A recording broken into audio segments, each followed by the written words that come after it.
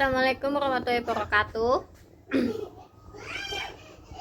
Balik lagi sama saya Alfa di sekolah kaki 5 Pang Ucup. Masih membahas soal yang kemarin. Maaf ya kalau muka saya agak kusam, capek baru pulang kerja. Masih bahas soal gimana caranya menaikkan omset yang bisa kalian gunakan untuk UMKM dan kaki 5. Nah, kalau kemarin kan kita udah jelasin masalah bundling, masalah nambah varian dan lain sebagainya. Kali ini yang akan saya gunakan adalah bagaimana kita memanfaatkan revenue stream lain atau sumber pendapatan lain dari yang produk yang kita punya. Contohnya gimana? Contohnya tuh kayak gini.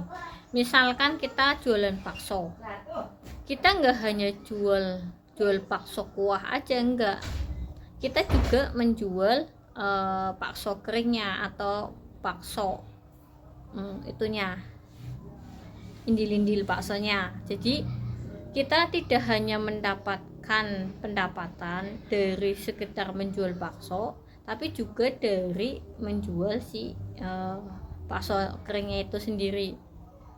Contoh lain, misalkan kita jualan soto, kita bisa bikin soto dalam mangkok, soto kuah itu biasa satu, bisa dibuat soto kering kayak misalkan kayak mie instan kayak gitu, dibuat cup,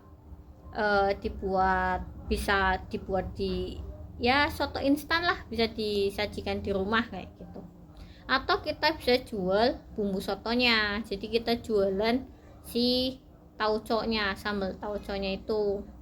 Jadi kita nggak hanya mendapatkan pembeli dari penikmat soto yang makan di tempat kita juga bisa mendapatkan pendapatan dari sambal tauconya, atau kita jual soto instannya kayak gitu.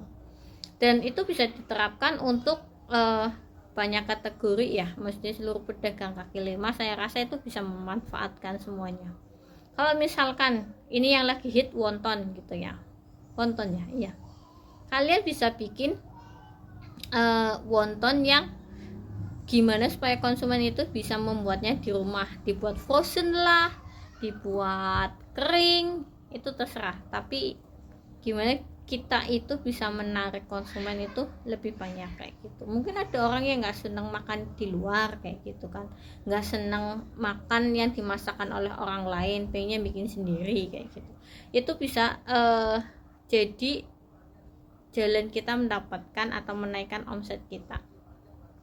Jadi kalian harus lebih berpikir teliti lagi, kira-kira produk saya bisa diapakan kah, bisa di frozen kah, bisa dikeringkan, atau kita bisa jual bahan mentahnya. Contohnya kalau kayak saya jualan roti, itu saya tidak hanya menjual si produk roti, tapi saya juga menjual tepung premix untuk membuat roti di rumah. Saya jual mentega, saya jual selai, saya jual meses, saya jual coklatnya. Jadi konsumen itu mungkin ada yang bikin, aku mau bikin roti sendiri, saya bisa bikin roti sendiri. Tapi kok saya pengen ya, saya suka ya rasa selai nanasnya yang di rotinya Pang Ucup misalkan seperti itu, ya tinggal beli aja selai nanas di saya kayak gitu.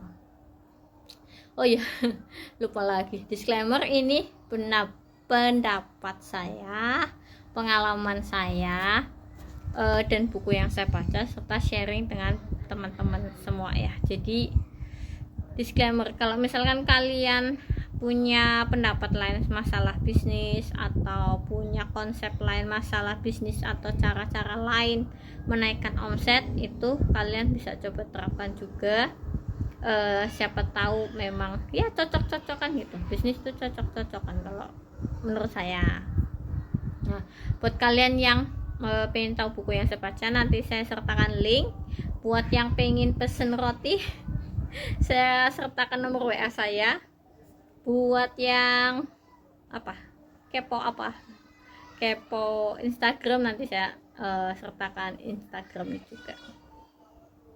Oke, sekian aja untuk video kali ini. Thank you banget buat yang udah subscribe, udah like, comment, dan share ya.